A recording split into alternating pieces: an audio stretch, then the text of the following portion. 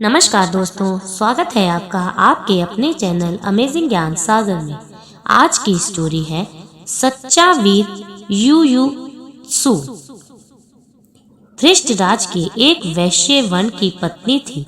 उसी के गर्भ से युयुत्सु का जन्म हुआ था। युयुत्सु का स्वभाव गंधारी के सभी पुत्रों से बिल्कुल अलग था। वह आपसी कलह और विद्वेष का विरोधी था और सदा धर्म और न्याय की बातें करता था। लेकिन चूंकि सत्ता गंधारी के पुत्रों के हाथ में थी, इसीलिए कोई भी इसकी नहीं सुनता था। कौरवों ने जिस प्रकार का छलपूर्ण व्यवहार अपने भाई पांडवों के साथ किया था, उसकी कटु भत्सरना युयुत्सु ने की। दुर्योधन आदि इसका इसी कारण अपमान भी करते थे। कुछ दिन तक यह देखकर कि कौरव किसी प्रकार भी धर्म के पथ पर नहीं आएंगे, उसने इनका साथ सदा के लिए छोड़ दिया। युद्ध से पहले युधिष्ठिर ने घोषणा की थी कि जो हमारे पक्ष की ओर से लड़ना चाहे वह हमारे यहाँ आए, हम उसका स्वागत करेंगे। इसी घोषणा को सुनकर युयुत्सु कौरवों के विरुद्ध युद्ध करने के लिए पांडव पक्ष में जा मिला।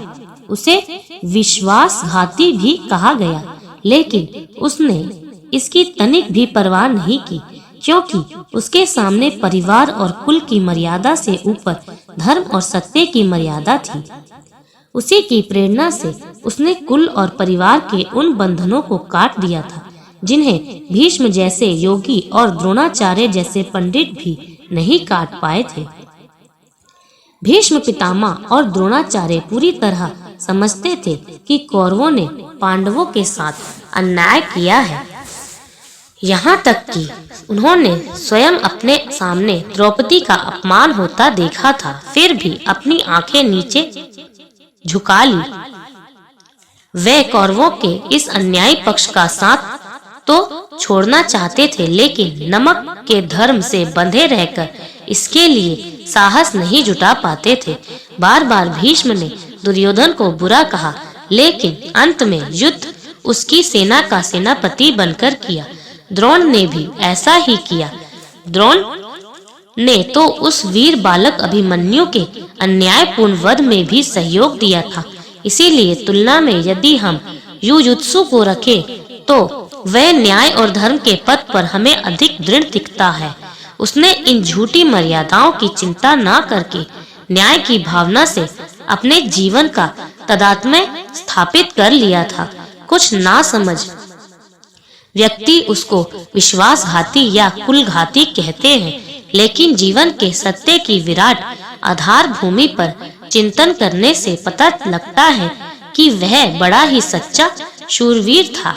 पांडवों के यहाँ उसका अपार स्वागत होता था।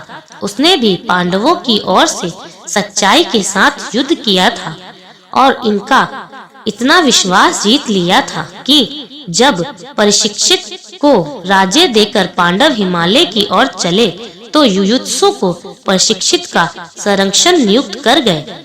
इन सब को देखकर हमें युयुत्सु के रूप में एक ऐसा पात्र मिलता है जिसमें सत्य और धर्म के प्रति अपूर्व दृढ़ता और साहस था, और जिसने कभी झूठे बंधनों में बांधकर अपनी आत्मा को नहीं बेचा था।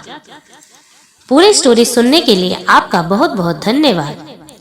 दोस्तों, ये स्टोरी आपको कैसी लगी कमेंट्स करके जरूर बताइएगा।